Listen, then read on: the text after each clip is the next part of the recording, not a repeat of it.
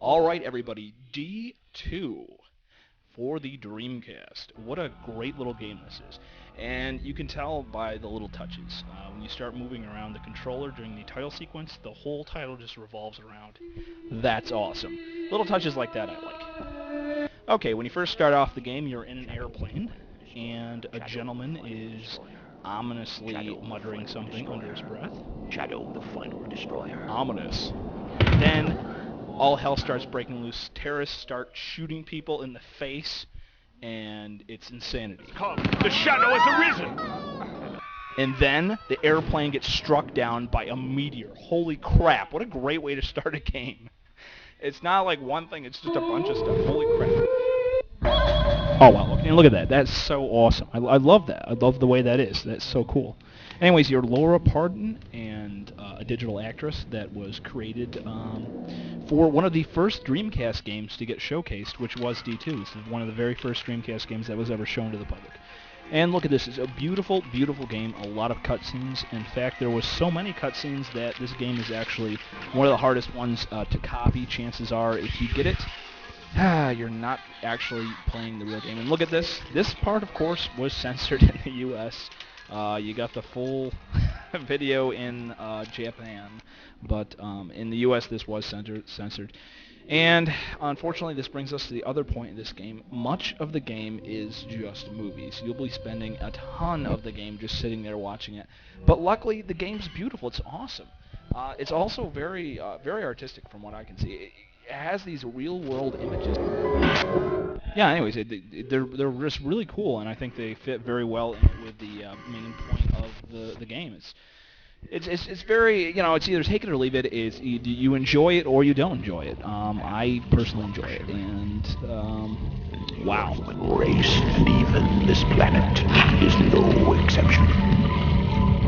The will of the cosmos will not be denied. Okay, on to the actual gameplay, which is somewhat sparse. It's third-person survival horror until you encounter an enemy, in which case ominous music starts up and the enemy pops up, and you are forced to fight them. What's lame is, even at the outset, you can pause at any time and change around your weapons.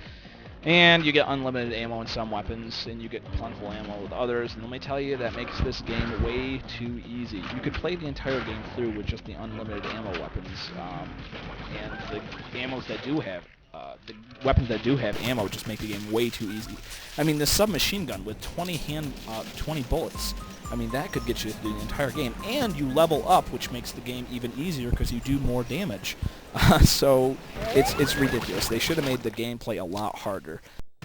Okay, then you move on to the first-person Myst-style game. When you enter in a building or other places, you enter a search mode, which you kind of hold down the Y button on the Dreamcast controller and kind of look around and see if you can find little items that are hidden about.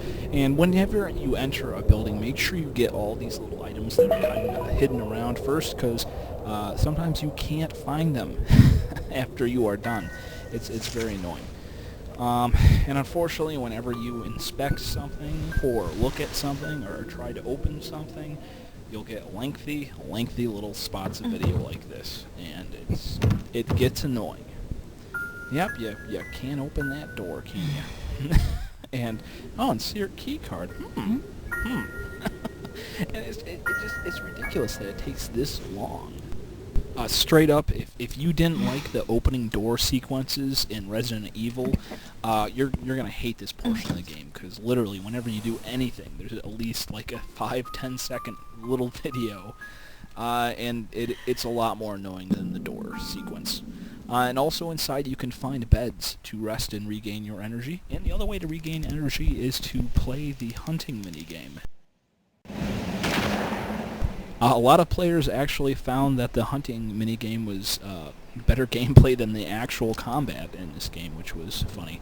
I think it's really fun. It makes missing those little healing items that you can miss totally through the game. It's not too bad.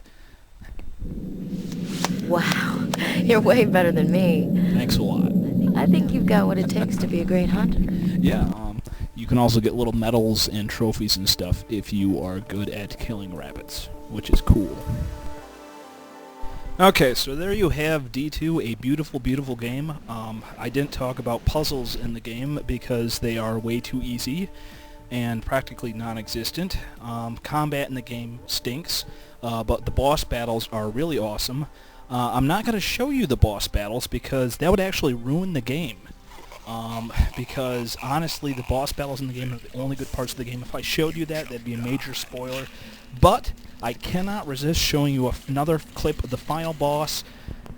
Final verdict on this game: if you like offbeat video games, if you like horror movies, if you just like weird movies, definitely try out this game. It's a must for any Dreamcast collector, just because it is so good looking, and it was one of the first Dreamcast games to come out, and it is one of the best looking, if you can even call it a survival horror. It's not really a survival horror because you're not going to have a hard time surviving until, of course, the final boss fight. Again, the final boss fights along with the rest of the bosses is just the best parts of the game. It's the only combat which is cool during the game. Oh, but the last boss is so sweet. It's worth slogging through those 4 GD-ROM discs just for the final boss fight. It's awesome. Now here's a quick final clip. Then a fool you shall die.